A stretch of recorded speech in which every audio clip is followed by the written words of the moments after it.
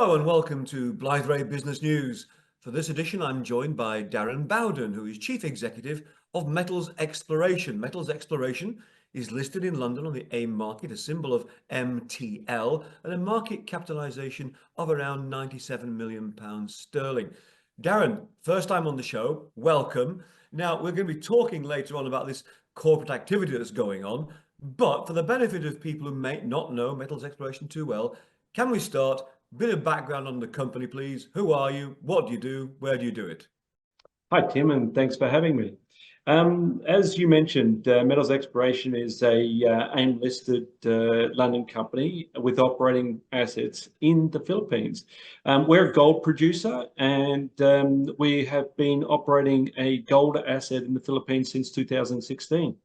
The team and I took over in 2019, and I suppose the only thing I can say, the asset was underperforming, wasn't achieving the recoveries and the production numbers that were expected. And from 2019 right the way through to now, the team has done an amazing job of lifting the asset from where it was to where it is now. With this year, a solid year's performance, improving recoveries. There's an improved revenue stream against a strong gold price and improving cash flows on the back of that. The team over the last 5 years, we've built ourselves up to be a very reputable and a well-branded company within the Philippines, to the extent that for the third year running, we've achieved the highest award in country, which is the President's Award, for one of the first companies to ever do that. So proud of the team. There's good morale in country and everybody's doing a great job. And Metals Exploration is the parent company with the company in the Philippines, FCF Minerals. We've also recently acquired a small exploration company called Yamung Mineral Corp, which we'll talk about later. Darren, thank you for the overview. What I do want to talk about is the fact you've just announced an offer for the acquisition of Condor Gold, another gold company with assets in Nicaragua, listed in London, also listed in Toronto. Tell us about this proposed acquisition, fits with how it aligns with Metals Exploration's growth strategy. Yeah, Tim.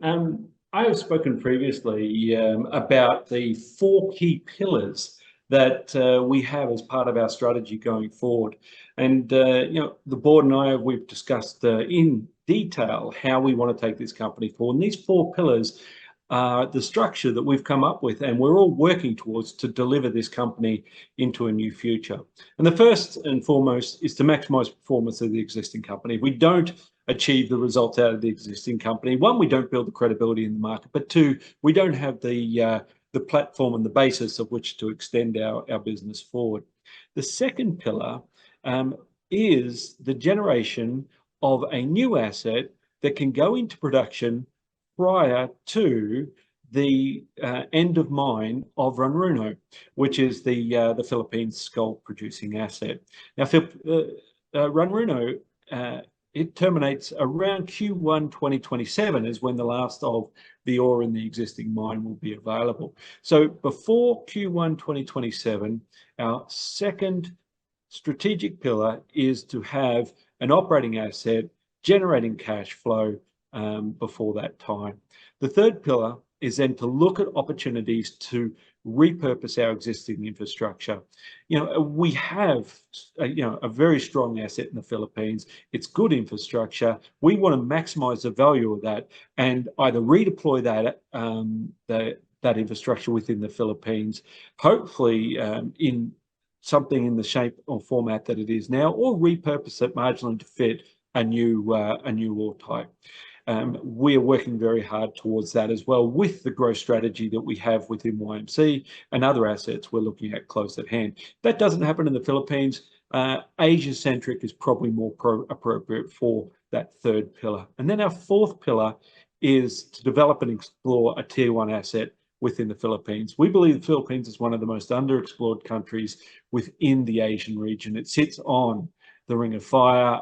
We have a strategic alignment with probably the most prospective area within the Philippines in the Yamung mineral assets.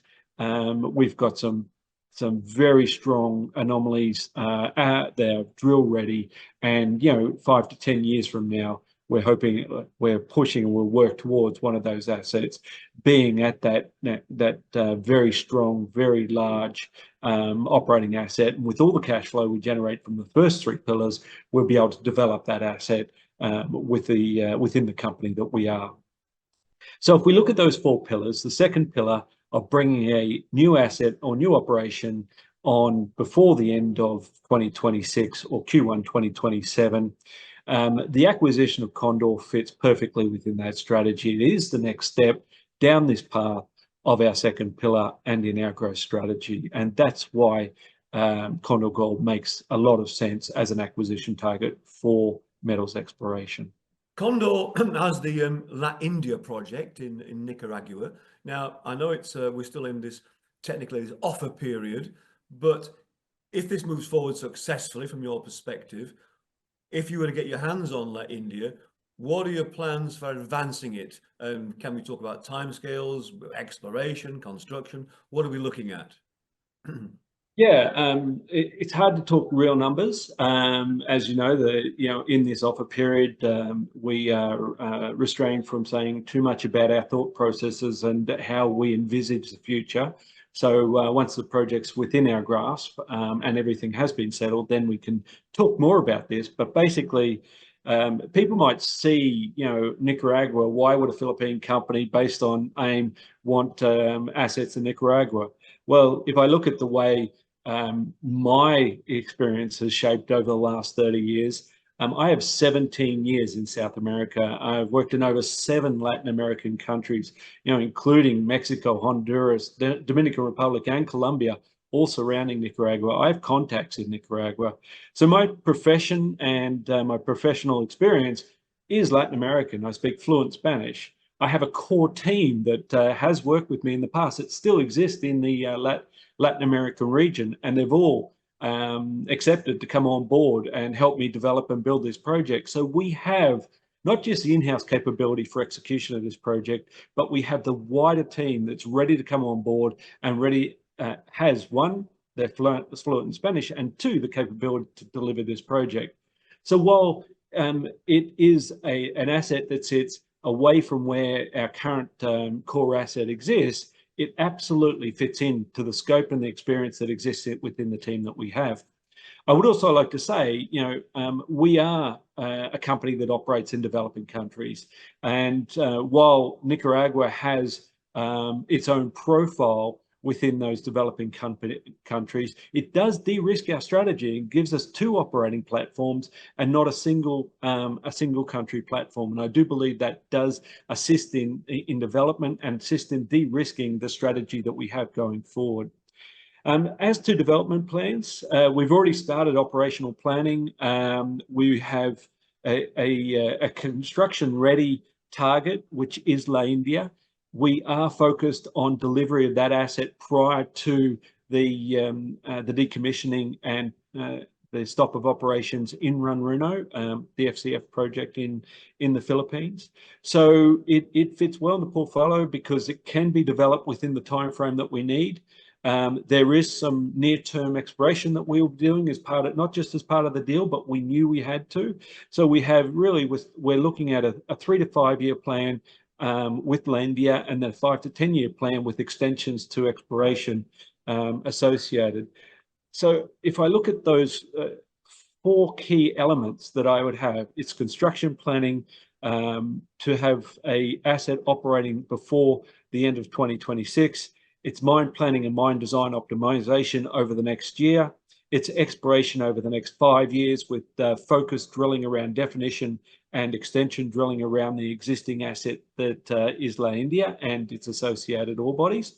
And then really it's focused, as we always should when we're in these, when we're in developing countries, focused on community and social development programs to build a better future for the people we work with, the people in our communities, and really our closest neighbours and the people who should be our biggest advocates are the ones that we work with. And our focus is around those 4 opportunities and those 4 key work streams as we go forward. Okay, now you must come back and keep us updated as the offer period works through the inevitable process. So we look forward to hearing more about Condor. But you've also got another earlier stage exploration project, Abra. Give us a bit of information about your plans to advance Abra, please. Yeah. So as a company, we finalised the acquisition of Abra only September this year. We'd started down the process about in December 2023, and we got final shareholder sign off later, basically end of August, early September this year. So that acquisition was finalised only recently. Abra is a just over 16,000 hectare project, about 20 kilometres long. As I said, it's an extension to what's called the Cordillera on the Luzon Island, which is within that main geological structure. There are already some tier 1 assets defined in that structure, and we have at least 2 drill-ready targets. One we've mentioned a number of times in our press releases, called Manicabel. That is a significant, in terms of size, footprint of a copper anomaly. That copper anomaly, the soil sampling is up to 0.3% copper, which is mineable grade in normal cases.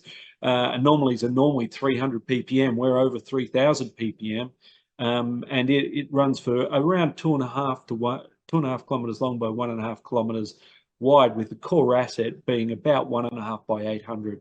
So a significant asset in its own right, drill ready, and we're very much looking forward to getting in and drilling that target. There's a second target in Abra. It's called Duminglay. We will be focused on that as well. Also drill ready. Again, it's a porphyry target, but it's actually gold-rich porphyry.